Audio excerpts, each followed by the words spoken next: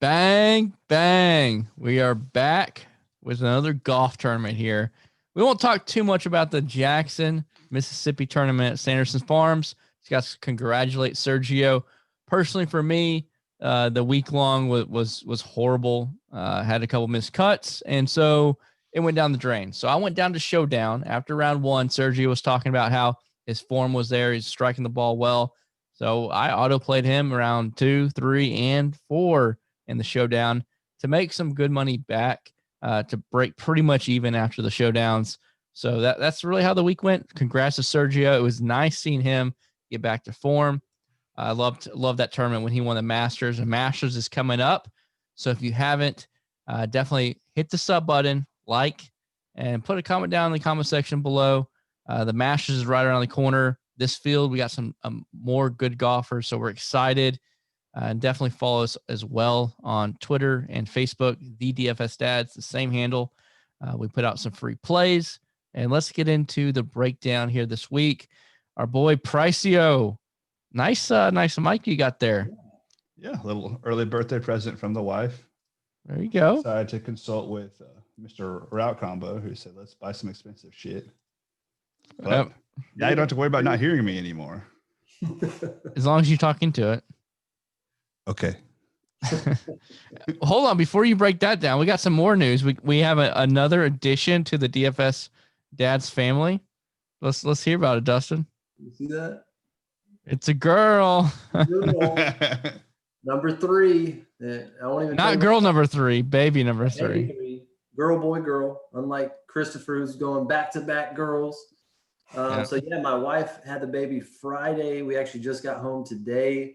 So just dedication, scramble mode, and get everything ready. Yeah, that's dedication to be here with us. I'm surprised she's allowing it. I am shocked. All right, Price, break down this course here for us. What we got looking at this week? All right, so we are at TPC Summerlin in Las Vegas. It is a par 71 on bent grass greens. It does have Bermuda fairways and rough. It's measures in about 7,250 yards. It is going to play a little bit less than that because it's 3,000 feet above sea level. Normally, you'll have people like Scott Piercy and Charlie Hoffman who are from the area who complain about how they love playing this tournament, but they also have to host and do all kinds of shit. But this year, they don't have to because of Corona. You're going to want to look at just pretty much every week, strokes gained approach, bogey avoidance, birdie or better percentage, and then the proximity, because you want someone who's going to be good with the wedge in their hand. And then this week, I'm also going to weigh putting a little bit because it looks like the guys who perform well here tend to be good putters. Yep. So that means automatically fade Hideki Matsuyama. No, but in all seriousness, we actually have a good field. We don't have the, Doc Redman at 10K, and Sam Burns at 10,700. We actually have legit players in the world here playing. So yeah, Scotty Scheffler going down 2,500 this week, down to 9,400. This is what we like to see. Price is gonna be playing him, baby. Oh yeah, auto play. All right, so Bryson also talking about a home course, growing up on these type of courses, a little bit more elevation, but he seemed pretty excited about this course. That's pretty good history. Starting us up at 11-8. We only have 4 golfers above 10K. So I'm going to break it down. The top 6, we're going to go down to Kawad 9,800 and above. Let's go to that range. And Dustin, lead us off here. What are you thinking from this top section? Yeah, there's those top 4 guys. I really like all of them, for this tournament. Bryson obviously winning the major. He's ranks first in my model. So, it's kind of hard to fade somebody that's playing as well as he is now and ranks out really well. And like Price said, from the area, playing on these courses. It's a course he can really just bomb it and attack. I think it played the easiest of the par 71s last year. So it's going to be high scoring. And so I like Bryson. Cantlay rates out really well. Finau. And then Webb, I think, when did Webb win this? It was more than 5 years ago. Yeah, he won it a while back. So but he has a decent course history. He got seventh last year. And so really the way you're breaking down these top guys for me is kind of see where the other people I like and see who fits at the top. Because only if you take Bryson, you're going to have to drop down really low at some point. So kind of figuring out my core beyond these guys, and then kind of see who fits from there is kind of my approach. But like Price said, Hideki probably not gonna take part in him this week, just because his putting is terrible, even though he's played really well. And then Morikawa kind of has been not himself lately. So kind of want him to get back in form before I jump on that bandwagon at 9,800. So that's kind of my take on those guys. Yeah, I'm a sucker for Patrick Cantlay. He hasn't played the best, but last 3 years here at this tournament, a first, a second, and a second. He ranks out also my model number 1. His birdies are better, number 1. DraftKings points 3. And then par 3s, his proximity is pretty average, a little above average, but his par 3s, I'm weighing the 175 to 200. I know there's one par 3 that's a little bit shorter than that, but that could be it's around like 158. But he's standing out of my model. He has really good course history here, and I'm a sucker for him. And I like the savings, the $1,400 savings from someone like a Bryson. I've built a couple hand-built a couple models, and I end up with 11K. And so I've had that opportunity to go to Webb Simpson, but I just think I need to restructure those. I'm going to stay away from him most likely this week. And then also Kawa, I think is somebody I like the lower end also with Decky and Kawa. Price said putting is a big deal. I don't disagree. However, Hideki with his irons is fabulous. So, and he's really good at scoring. Birdie or better is fourth in the model. So those are the 3 out of all 6 of those that I like. And we know Price and Tony Finau that's kind of his guy. I mean, he's a terrible putter. He is the darling of DFS, but you going to go to him, Price? Nope. Bryson. All fucking in on Bryson this week. Whoa. Look at his last few years here where he's fucking mashed. He loves this tournament, and now he hits the ball 50 yards further. So he's going to hit it 400 off the tee. He's an elite putter. He's top 15 in the world in putting. The metrics are fucked up on his approach shots because he hits it so far. They don't register as approach shots. or because his wedge irons are so damn long. They can't. Is that a wedge or what? It's science. It's science, bro. Oh, science. Yeah. But you read the thing of why he does that, right? Why does he do it? He says he tries to take everything out of it and make it the same shot every time. So it's like everything. If you can practice one shot as opposed to all these shots, then it just makes it that much easier. And I heard an interaction with his caddy where they basically like the swing plane is like a clock. And so they tell him like, all right, think of it like this shot's 10:30, or this shot's 11. So he knows where to stop his backswing and come through. Yeah. But love him this week. Cantlay. I mean, these two guys, I love playing Finau and Cantlay. They've won me a shit ton of money in the last few years, particularly Cantlay. So I'm going to try something a little different this week, and I think I'll probably go up to like 35 to 40 lineups for this tournament, which I usually only play 3 at the most. So I'm going to have shares of all 4 of these top guys. I'll probably full fade Decky and Morikawa. Jumping into their stats, like they rate out well, but they're both so just dreadful at putting. And I like some of the cheaper guys. So if I'm going to, be over the weight or the field on Bryson and Cantlay, I can't really use Hideki or Morikawa. Yeah. And you got to putt. I mean, the winning score is going to be 20, 20 under or better. You can't have bad. Because I'd rather play lower people in the 9K range. Like right off the bat, I love Matt Wolff this week. Oh, all of us love him. He's a stud. And just like Bryson, he's going to mash it off the tee. He's streaky putting, but whenever it's on, it's on. I like his short game has gotten better too. Matthew Wolff over the last year, a ton better. He had, I think, a new coach, I believe, as well, and it's been doing really good. His not necessarily around the green, but his wedge game, the 120 in. Like, I love this lower 9K range. I like Sanjay. Paul Casey always rates out well. I don't think many people will use Sergio because he just won, so they're like, fuck it. No one ever likes to go back to him. How was Sergio cheaper last week? Because of the field. I'm saying he was 80. What was he? 8,600. I'm saying like the spread compared to last week's field makes no sense. Crazy. But I kind of like Ricky Fowler this week. He's going to be super low, and I think it'd be a great GPP play. Tricky Ricky. He got fourth in 2019. And if it comes into putting, I mean, historically he's a good putter. Yeah. I'm actually going to fade Scotty this week. Uh-oh. It pains me to do it, but why? He rates out very poorly for me. He actually rates out 123rd in my model. And Harris English rates out 80th, so I'm going to pass on them too. Yeah, Harris English is 123. Scotty's 127. Those two are just instant fades for me. I'm not going to look twice. Jason Day is interesting. His short game is really good, and an elite putter.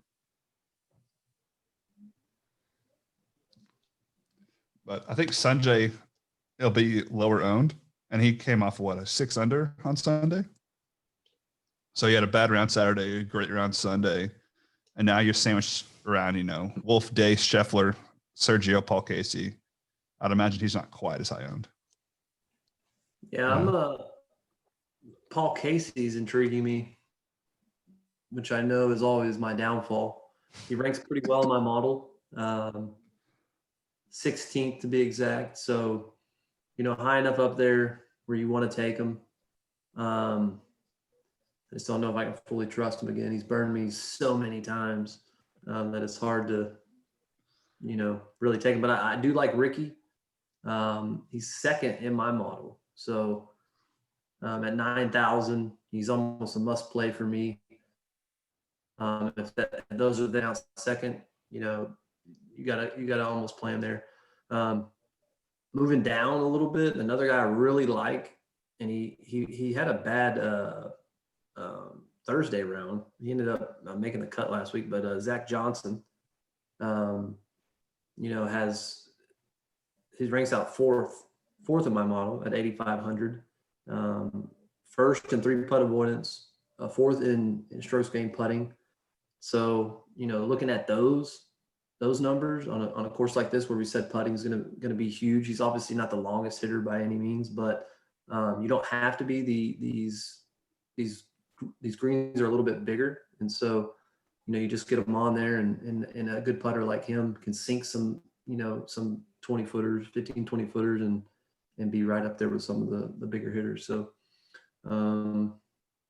this course is going to play a little shorter too. I like the Zach Johnson. I think that's a sneaky good play. I don't think I'll actually play him. I just can't ever get myself around Zach Johnson. But Kevin Na right there, 100 above him at he has he's either really great or he misses the cut here. He's missed the cut twice. He got a second, a tie for a second, and then a first.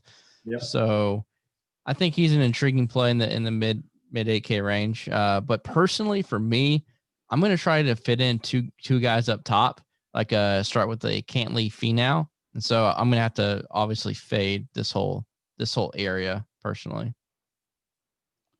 I like Russell Henley a lot. He seems to always do well. Historically, until this past few months, he was a great putter. And now his putter's lost, but he's great at everything else. It's crazy, isn't it? Makes no sense.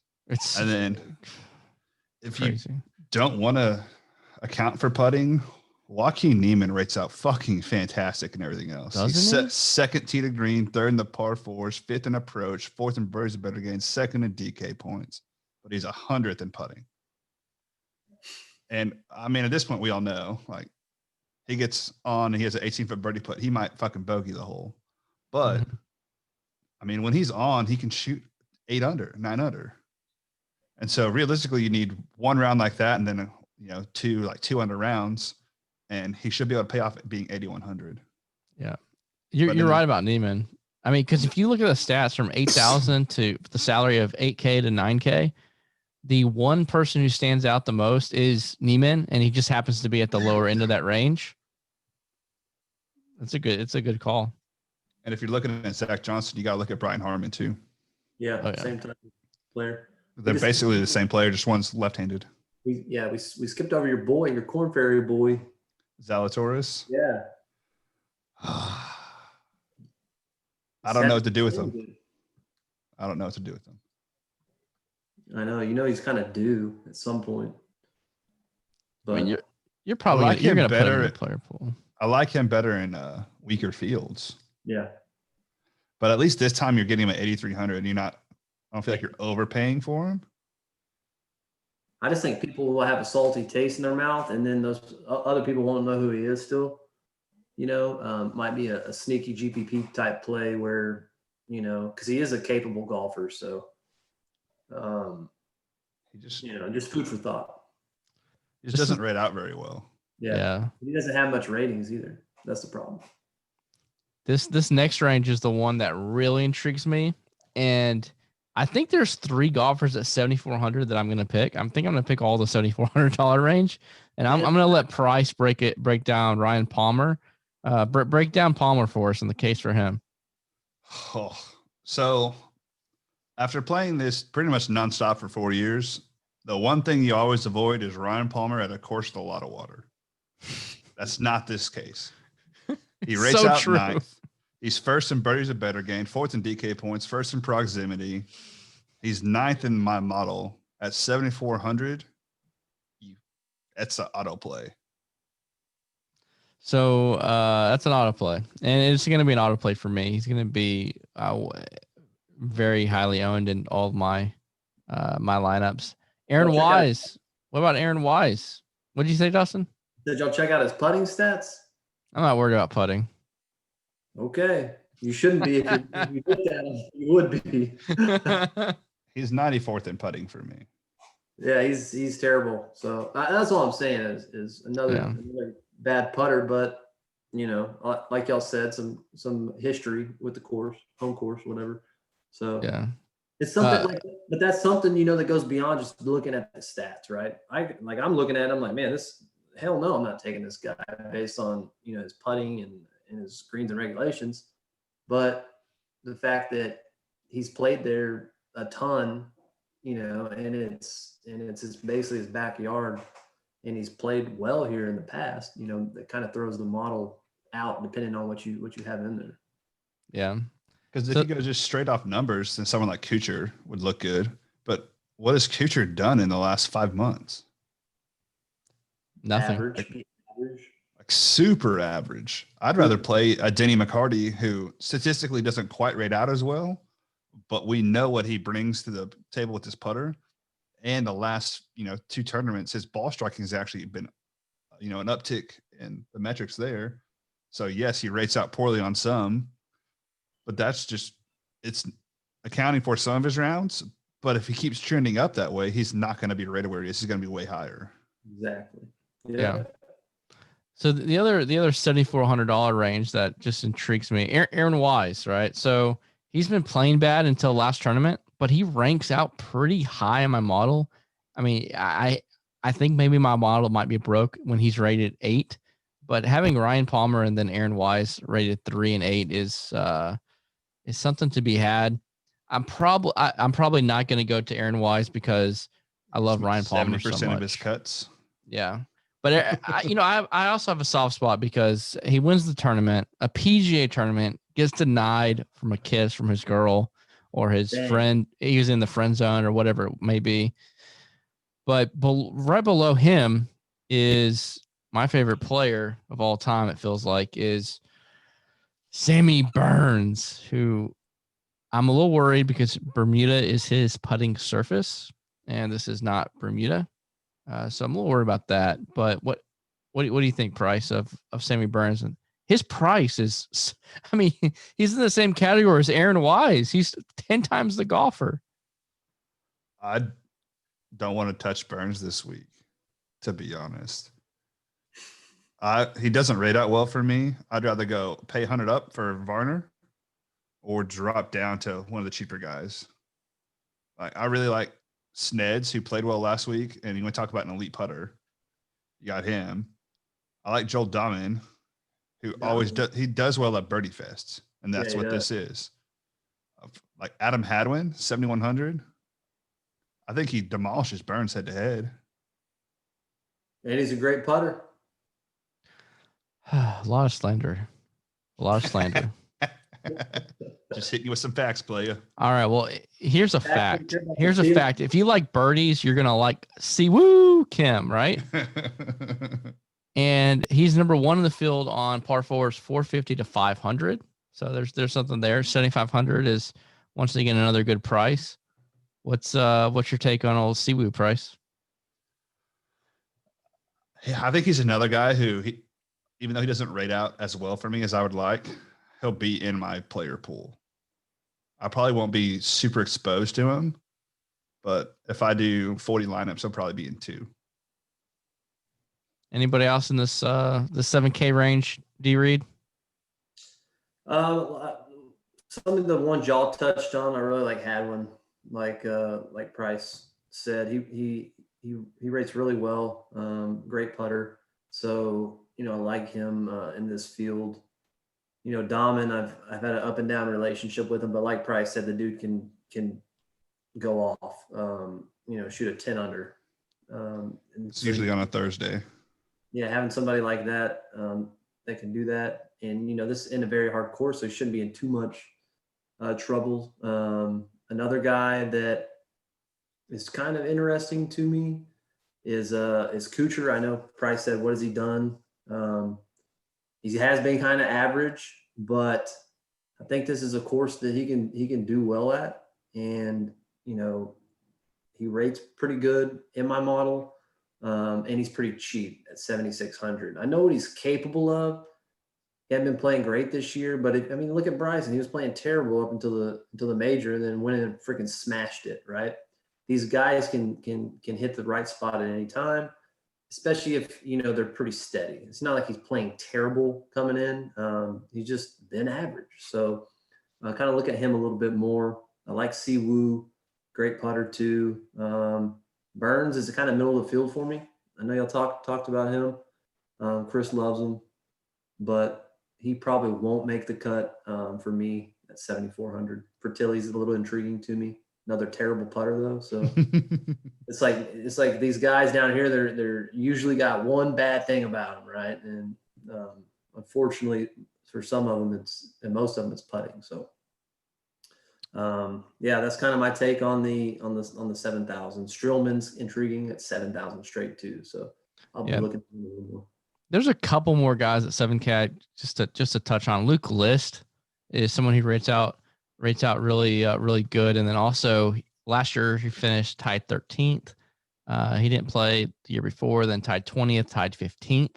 So 3 top 20s the last 3 times he's played there. And at 7K, I think that's a pretty stellar price. It allows you to continue to hammer in like someone like a Bryson.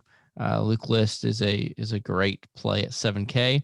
And my fade of the week is actually going to be the guy right below him, Rory Sabatini. Last year made a lot of money playing Sabs when he got hot.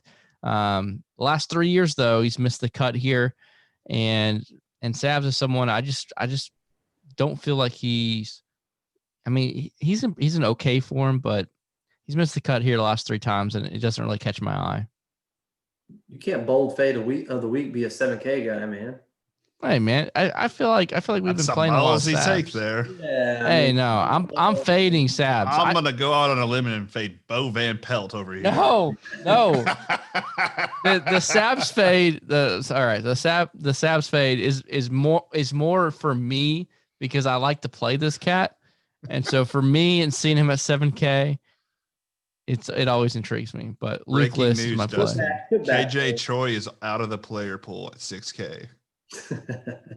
That's a mistake. Hey, how about Molinari down here? What is he? 68, I think. Oh, we finally get Francesco back after He hasn't taking played all- since February. since the players.